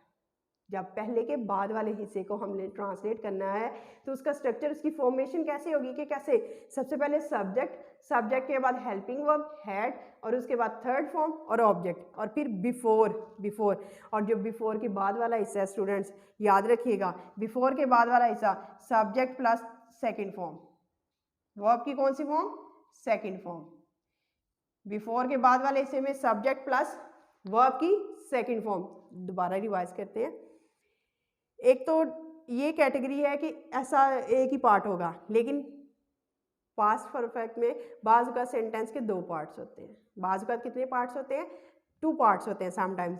तो कैसे, पहले के जो बाद वाला हिस्सा है उसको पहले ट्रांसलेट करते हैं, पहले के बाद वाले हिस्से को पहले ट्रांसलेट करना है और पहले से पहले वाले हिस्से को बाद में, यानी पहले का ये वाला हिस्सा जो है इसको बाद में ट्रांसलेट करना है, पहले के ये जो बाद वाला हिस्सा है इसको पहले ट्रांसलेट करना है। और कैसे करना है, सबसे पहले सब्जेक्ट, सब्जेक्ट के बाद हेल्पिंग वर्ब, फिर थर्ड फॉर्म, फिर ऑब्जेक्ट। और बिफोर के जो बाद को हम कैसे ट्रांसलेट करेंगे, सब्जेक्ट प्लस सेकेंड फॉर्म, एक ये चीज़ है। अब तीसरा जो है वो ये है, तीसरा हम करने जा रहे हैं, तुम पहले ही किताब पढ़ चुके थे, तुम पहले ही किताब पढ़ चुके थे हमें अंदाजा है पास्ट परफेक्ट है।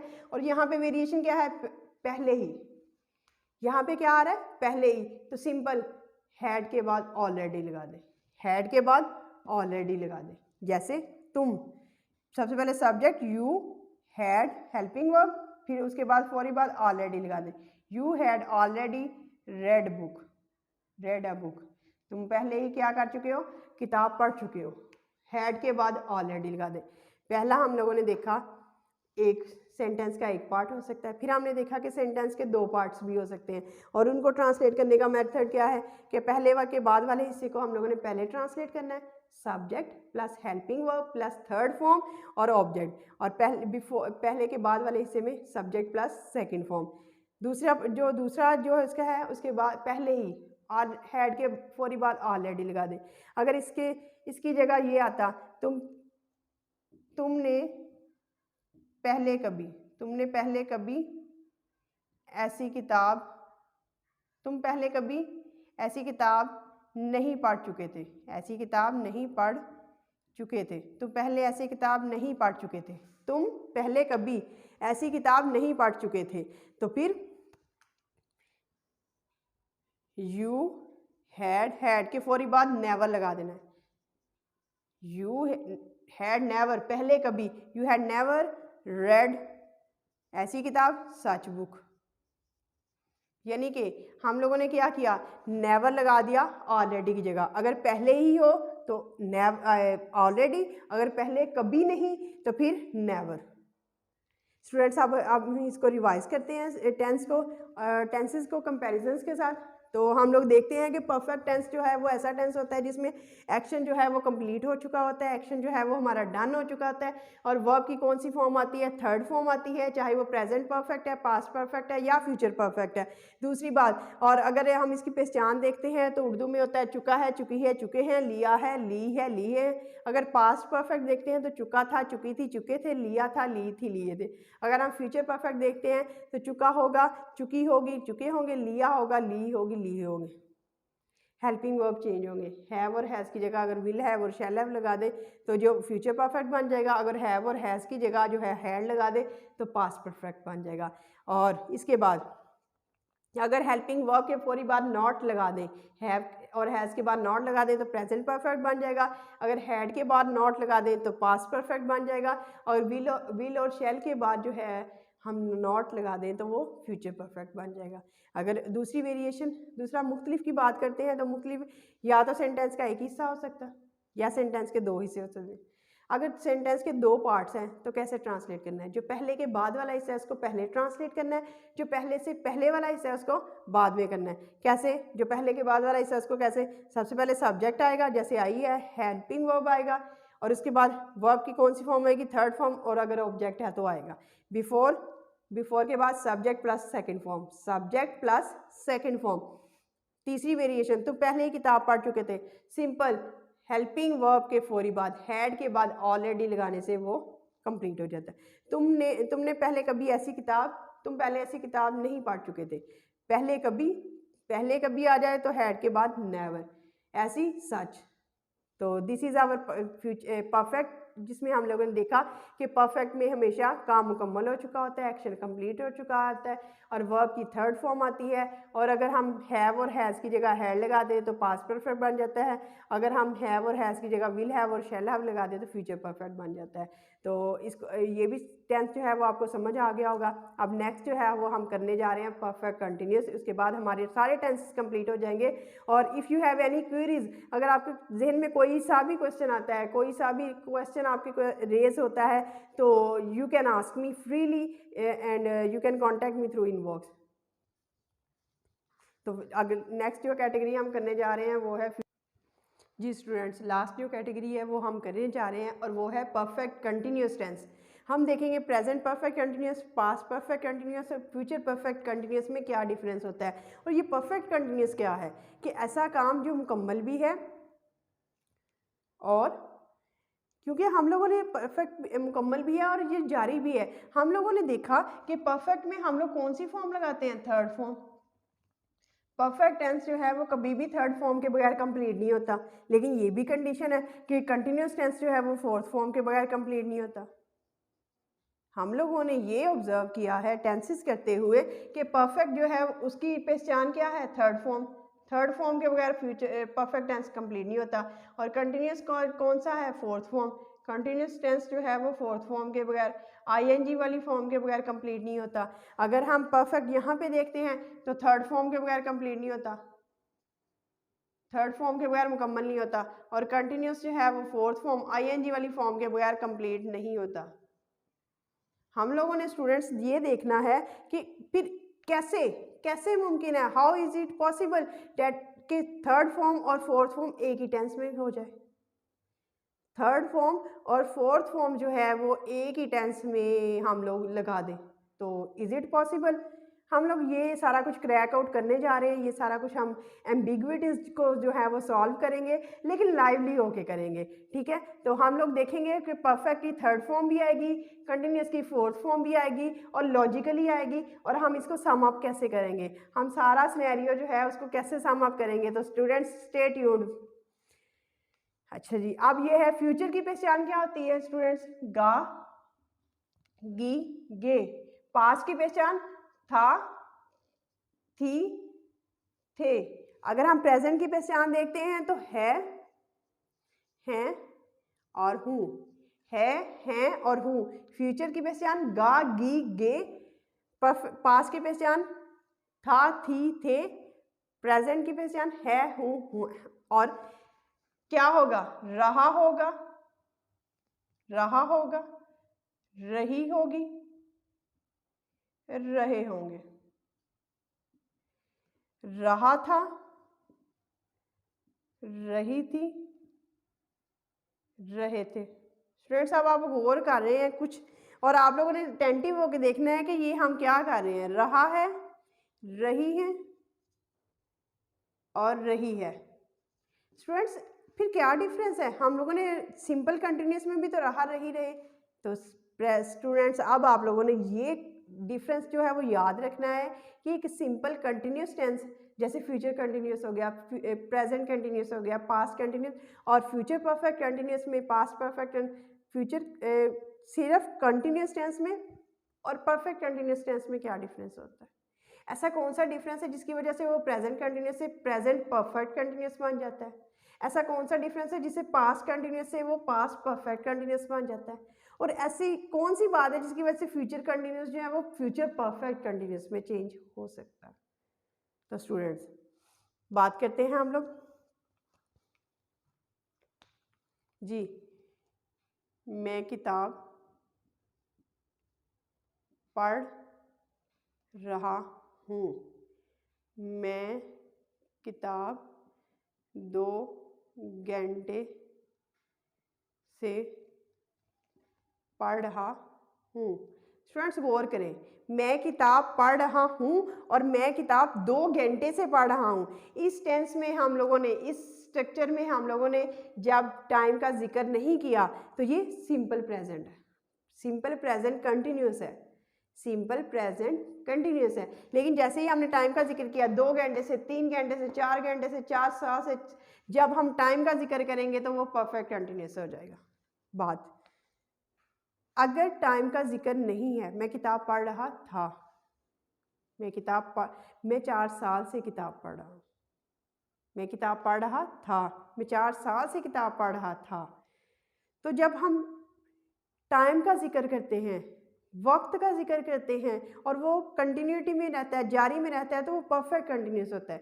लेकिन जब टाइम का जिक्र नहीं करेंगे तो सिंपल कंटिन्यूस होता है। This is the difference between continuous and perfect continuous tense. अब हम देखते हैं, मैं किताब 2 घंटे से पढ़ रहा हूँ, तो इसमें जो है प्रेजेंट परफेक्ट बन जाएगा। अगर मैं किताब 2 घंटे से पढ़ रहा था, मैं किताब 2 घंटे से पढ़ रहा था, मैं किताब 2 घंटे से, टाइम का जिक्र है। अगर टाइम नहीं होता, मैं किताब पढ़ रहा था, सिंपल कंटिन्यूस पास्ट करने, मैं किताब 2 घंटे से पढ़ रहा था, टाइम का जिक्र आ गया, पास्ट परफेक्ट कंटिन्यूस। मैं किताब 2 घंटे से पढ़ रहा हूँगा, मैं किताब 2 घंटे से,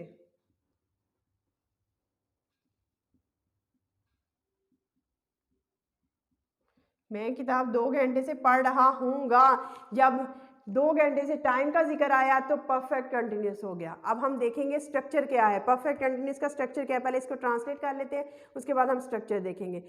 और स्ट्रक्चर, चलिए पहले स्ट्रक्चर इसको डील करते हैं। स्ट्रक्चर क्या है?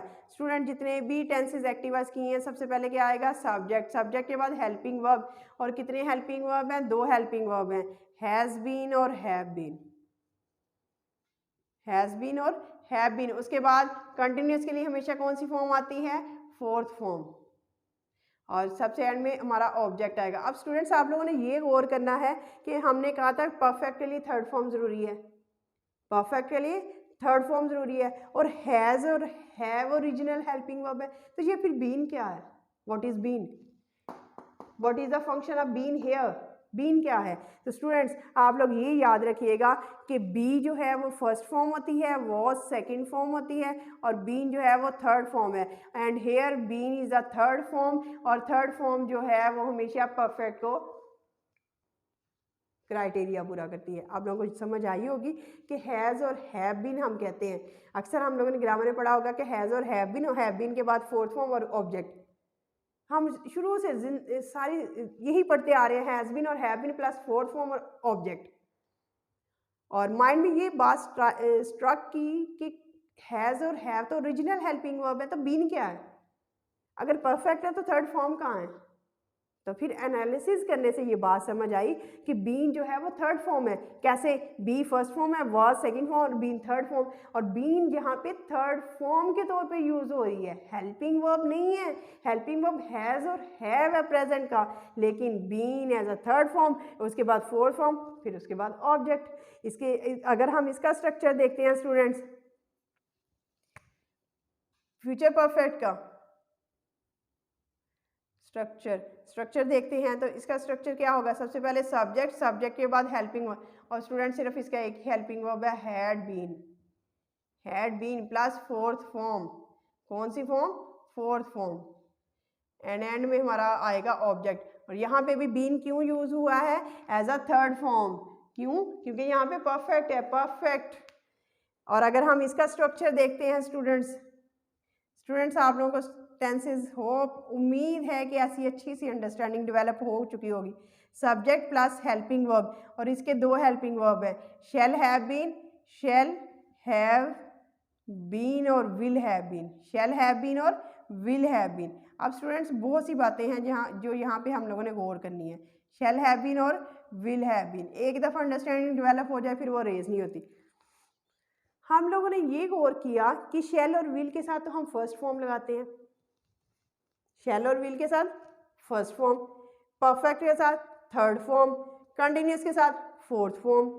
यही रूल पढ़ते आ रहे हैं ना हम लोगों ने, यही रूल पढ़े हैं।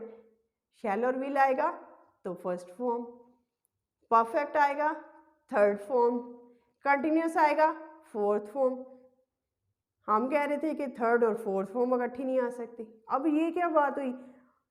We are amazed, we are astonished, we are quite wondered, how is it possible not only third and fourth form but also the first form is joint there. हाँ, सिर्फ थर्ड फॉर्म और fourth form हम join कर रहे हैं, हम लोग तो फर्स्ट फॉर्म को भी ज्वाइन कर रहे हैं, हम लोग तो उसको भी ज्वाइन कर रहे हैं, तो हाउ इज इट पॉसिबल? तो students we will crack out, stay with us. Shall और विल जो है वो ओरिजिनल हेल्पिंग वर्ब है, और have as a first form आया है शैल और विल की कैटेगरी। उसके क्राइटेरिया को पूरा करने के लिए शैल जो है, हैव जो है वो फर्स्ट फॉर्म है क्योंकि हैव फर्स्ट फॉर्म है, और हैड सेकंड, फिर यहाँ पे भी हैड थर्ड फॉर्म, और बीन जो है हमारी थर्ड फॉर्म है, बी वॉज बीन, तो बीन परफेक्ट। शैल और विल के बाद फर्स्ट फॉर्म आ गई जी हैव, बीन जो है थर्ड फॉर्म आ गई परफेक्ट की, और उसके बाद जो है स्टूडेंट्स आनी है हमारी वर्ब की कौन सी form? Fourth form, in order to fulfil the criteria of continuous, और सबसे एंड में ऑब्जेक्ट, सबसे एंड में ऑब्जेक्ट। अब एक चीज हम लोग अभी भी रह रही है कि ऑब्जेक्ट के बाद भी कुछ आना है, क्योंकि यहाँ पे टाइम का जिक्र है। तो स्टूडेंट्स सिंस और फॉर का यूज, सिंस और फॉर का यूज, सिंस और फॉर का यूज। अब स्टूडेंट्स सिंस किसके साथ लगता है और फॉर किसके साथ लगता है? याद रखिए, सिंस किसके साथ लगता है और फॉर किसके साथ लगता है। यानी कि मैं 2 बजे से किताब पढ़ रहा हूँ, मैं 2 बजे से किताब पढ़ रहा हूँ, मैं 2 घंटे से किताब पढ़ रहा हूँ, डिफरेंस है। स्टूडेंट जब हमें एक्शन के, काम के एग्जैक्ट टाइम का पता चल जाए, एक्शन के काम का पता चल जाए 2 बजे से, एग्जैक्ट टाइम क्या है? 2 बजे से, हमें एक्शन का के शुरू होने का एग्जैक्ट टाइम पता चल गया, यानी कि कौन? 2 बजे से। और मैं 2 घंटे से, कौन से 2 घंटे? अभी शुरू हुए, पहले शुरू हुए, कब शुरू हुए? नहीं पता, हमें सिर्फ दौरानिया पता चला है कि कितने घंटे से? 2 घंटे से, 2 साल से, 2 सदियों से, 2 माह से, 2 सेकंड से, 2 मिनट से, हमें सिर्फ टाइम के दौरानिया का, ड्यूरेशन का पता चल रहा है, लेकिन हमें टाइम स्टार्टिंग पॉइंट का नहीं पता चला। जब हमें किसी भी एक्शन के स्टार्टिंग पॉइंट का, यानी कि 2 बजे जैसे है, इसका पता चल जाए तो सिंस आना है। अगर हमें सिर्फ ड्यूरेशन का पता चले, दौरानिया का पता चले, लेकिन हमें एग्जैक्ट पता ना चले, तो उसके साथ क्या आना है? फॉर आना है। रिवाइज करते हैं, ऑब्जेक्ट के बाद सिंस और फॉर का यूज होना है। ऑब्जेक्ट के बाद स्टूडेंट्स किसका यूज होना है? सिंस या for according to time, since और फॉर अकॉर्डिंग टू टाइम। अगर तो एग्जैक्ट एक्शन के स्टार्ट होने का हमें एग्जैक्ट पता है, अगर एक्शन के स्टार्ट होने का हमें एग्जैक्ट पता है तो हम सिंस लगाएंगे। बाकी अगर हमें सिर्फ दौरानिया पता है, 4 साल से, 4 माह से, 4 सदियों से, 4 सेकंड से और इस तरह, तो एग्जैक्ट टाइम नहीं पता चला, मसला मैं सुबह से पढ़ा हूँ, कब से? सुबह से। एग्जैक्ट टाइम पता चल गया, स्टार्टिंग पॉइंट, तो सिंस। अगर नहीं, सिर्फ दौरानिया पता चला है तो फॉर। तो ऑब्जेक्ट के बाद क्या आएगा? सिंस और use of since and for according to the time. अब हम इसको ट्रांसलेट करके देखते हैं स्टूडेंट्स। सबसे पहले सब्जेक्ट, सब्जेक्ट आई के साथ क्या आना है? Have been. आई के साथ क्या आएगा? आई के साथ हैव बीन आएगा। ही शी इट या किसी सिंगुलर के साथ हैज बीन आएगा। ही शी इट या किसी सिंगुलर के साथ, ही शी इट या किसी सिंगुलर के साथ हैज बीन आएगा। ही शी इट या किसी सिंगुलर के साथ हैज बीन आएगा, बाकी सबके साथ हैव बीन और हैड बीन सबके साथ। आई और वी के साथ शैल हैव बीन आएगा। आई और वी के साथ शैल हैव बीन आएगा, बाकी सबके साथ विल हैव बीन आएगा। जैसे आई के साथ have, I have been fourth form आएगी। I have been reading a book. अब 2 घंटे से, कौन से 2 घंटे, कब स्टार्ट हुए नहीं पता, तो for, use of for 2 hours, for 2 hours. कितने से? 2 घंटों से। अब यहाँ पे मैं 2 घंटे से, आई सब्जेक्ट, हेल्पिंग वर्ब एक ही हेल्पिंग वर्ब है, I had been, fourth form उसके बाद I had been reading a book for 2 hours, for 2 hours. हम लोगों ने क्या किया? एग्जैक्ट टाइम का नहीं पता तो फॉर 2 आवर्स। अब आगे चलते हैं, आई और वी के साथ शैल हैव बीन आना है। I shall have been reading, will helping verb के पूरी बात fourth form, reading a book for, क्योंकि एग्जैक्ट टाइम का नहीं पता, फॉर 2 आवर्स एग्जैक्ट टाइम का। अब आप लोगों ने ये एक बात गौर करनी है कि हम लोग सिर्फ हेल्पिंग वर्ब चेंज कर रहे हैं। हैव बीन की जगह अगर हम हैड बीन लगा दें तो पास्ट परफेक्ट कंटिन्यूअस, अगर हैव बीन की जगह शैल हैव बीन लगा दें तो फ्यूचर परफेक्ट कंटिन्यूअस। तो सिर्फ चेंज ऑफ क्या हो रहा है? हेल्पिंग वर्ब हो रहा है, बाकी स्ट्रक्चर वही रहना है। सब्जेक्ट के बाद हेल्पिंग वर्ब, फिर फोर्थ फॉर्म, फिर ऑब्जेक्ट और फिर use of since and for according to the time. अगर एग्जैक्ट टाइम का पता है तो सिंस, अगर एग्जैक्ट टाइम का नहीं पता तो हम लोग फॉर यूज़ करेंगे। तो सिर्फ हेल्पिंग वर्ब चेंज होंगे। अगर हम नेगेटिव स्ट्रक्चर की बात स्टूडेंट करते हैं, निगेशन की बात करते हैं, तो निगेशन में क्या होगा? नेगेटिव स्ट्रक्चर में क्या होगा स्टूडेंट? सबसे पहले सब्जेक्ट आएगा, सब्जेक्ट के बाद हेल्पिंग वर्ब आएगा, उसके फौरी बाद नॉट। हम लोगों ने ये रूल सेट कर लिया है कि हेल्पिंग वर्ब के फौरी बाद नॉट लगाने से ये नेगेटिव बन जाता है। उसके बाद हमारी कौन सी फॉर्म आएगी? वर्ब की फोर्थ फॉर्म आएगी। कौन सी फॉर्म आएगी? वर्ब की फोर्थ फॉर्म, फिर ऑब्जेक्ट और फिर use of since or for. अगर हम नेगेटिव की यहाँ पे बात करते हैं स्ट्रक्चर, तो स्टूडेंट सारे नेगेटिव जो हैं वो हेल्पिंग वर्ब के बाद नॉट लगाने से वो क्या बन जाता है? हमारा नेगेटिव स्ट्रक्चर बन जाता है। हेल्पिंग वर्ब के बाद नॉट, और ओरिजिनल हेल्पिंग वर्ब स्टूडेंट याद रखिएगा हैज़ और हैव हैं, और नॉट कहाँ पे आएगा स्टूडेंट्स? हमारा नॉट हैज़ और हैव के बाद आएगा। नॉट हमारा कहाँ पे आएगा? हैज़ और हैव के बाद। यहाँ पे हैड के बाद नॉट आएगा, बीन के बाद नॉट नहीं आना, क्योंकि बीन जो है वो हमारी फॉर्म है। Been is not a helping verb. जब हम हेल्पिंग वर्ब की बात करते हैं तो नॉट और उसके बाद बीन, हेल्पिंग वर्ब नॉट और उसके बाद बीन। फिर हमारी वर्ब की कौन सी फॉर्म आनी है? फोर्थ फॉर्म, वर्ब की फोर्थ फॉर्म, और एंड पे हमारा object plus use of since and for, since or for, use of since or for. अगर हम नेगेटिव की बात करेंगे स्टूडेंट्स, बस आप लोगों ने फोकस रखना है, तो टेंसेस जो हैं वो बहुत इजी हो जाते हैं। सब्जेक्ट प्लस हेल्पिंग वर्ब कितने हैं? शैल हैव बीन और will have been. Original helping verb कौन सा है? शैल और विल, और हम नॉट कहाँ लगाएंगे? शैल और विल के बाद, शैल और हेल्पिंग वर्ब के बाद नॉट, फिर हैव बीन आएगा। शैल और विल के बाद नॉट, फिर have been plus fourth form. कौन सी फॉर्म आनी है? फोर्थ फॉर्म, एंड में object plus use of since and for according to time. अब हम अगर इसको नेगेटिव बनाना चाहें तो स्टूडेंट्स, मैं 2 घंटे से किताब नहीं पढ़ रहा था, हैड के बाद नॉट, यहाँ पे हैव के बाद not. Original helping verb has, have है, बीन नहीं है। शैल के बाद नॉट। हम लोगों ने क्या किया? इसको नेगेशन में कर दिया। ओरिजिनल हेल्पिंग वर्ब के बाद हम लोगों ने क्या किया? नॉट लगा देना है। अगर हम इसको इंटेरोगेटिव बनाना चाह रहे हैं, स्टूडेंट्स क्या बनाना चाह रहे हैं? इंटेरोगेशन। तो स्टूडेंट रूल ये है कि हेल्पिंग वर्ब को, जो ओरिजिनल हेल्पिंग वर्ब है, अगर उसको सेंटेंस के स्टार्ट में ले आए और एंड में हम लोग क्वेश्चन मार्क पुट कर दें तो इट बिकम्स अ इंटेरोगेटिव। कैसे? मसलन हेल्पिंग वर्ब बाहर, हेल्पिंग वर्ब बाहर आने से मुराद ये है हैज़ और हैव, क्योंकि बीन जो है हेल्पिंग वर्ब नहीं है।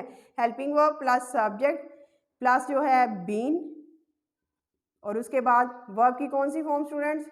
फोर्थ फॉर्म आएगी, एंड ऑब्जेक्ट और use of since and for, use of since and for. अगर हम इंटेरोगेशन की यहाँ बात करते हैं स्टूडेंट्स, तो यहाँ पे इंटेरोगेशन बनाते हुए, इंटेरोगेटिव बनाते हुए स्टूडेंट्स सबसे पहले हमारा क्या आएगा? हेल्पिंग वर्ब आएगा। हेल्पिंग वर्ब के बाद सब्जेक्ट। हेल्पिंग वर्ब कौन सा? हैड बाय लेके जाना है, क्योंकि हैड जो है वो हमारा ओरिजिनल हेल्पिंग वर्ब है। और बीन जो है, और उसके बाद सब्जेक्ट के बाद बीन, बीन के बाद वर्ब की कौन सी फॉर्म आएगी स्टूडेंट? फोर्थ फॉर्म आएगी, एंड में object plus use of since and for according to time. अगर एग्जैक्ट टाइम है तो सिंस, वरना फॉर। अगर हम यहाँ के इंटेरोगेटिव की बात करते हैं, इंटेरोगेशन की बात करते हैं, तो इंटेरोगेटिव यहाँ पे कैसे बनेगा?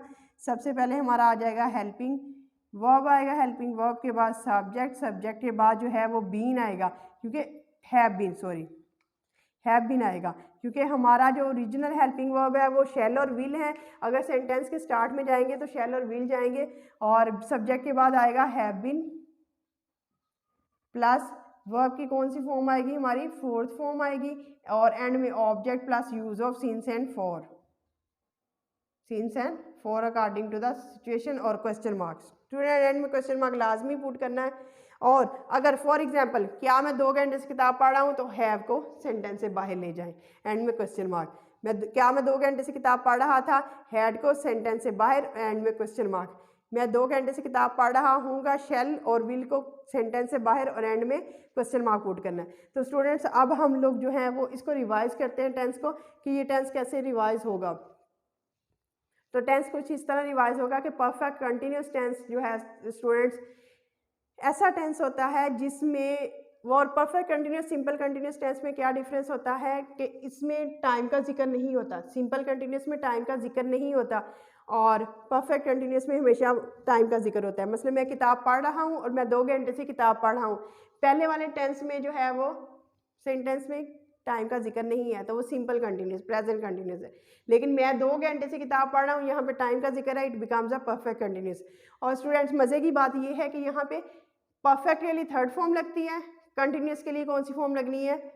फोर्थ फॉर्म लगनी है, क्योंकि परफेक्ट जो है वो थर्ड फॉर्म के बगैर कंप्लीट नहीं होता, और जो कंटिन्यूस टेंस है वो फोर्थ फॉर्म के बगैर जो है वो कंप्लीट नहीं होता।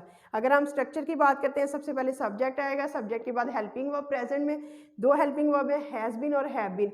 बीन जो है वो एज अ थर्ड फॉर्म आएगी in order to fulfil the criteria perfect, और उसके बाद फोर्थ फॉर्म प्लस ऑब्जेक्ट और use of since and for. Since जो है वो एग्जैक्ट टाइम के साथ आता है, जब हमें टाइम के एग्जैक्ट पता होता है तो हम यूज ऑफ सिंस लगाते हैं। लेकिन अगर हमें सिर्फ ड्यूरेशन का पता होता है, टाइम का पता है, एग्जैक्ट टाइम का, एक्शन के स्टार्ट होने की एग्जैक्ट टाइम का पता नहीं होता, तो हम फॉर लगाते हैं।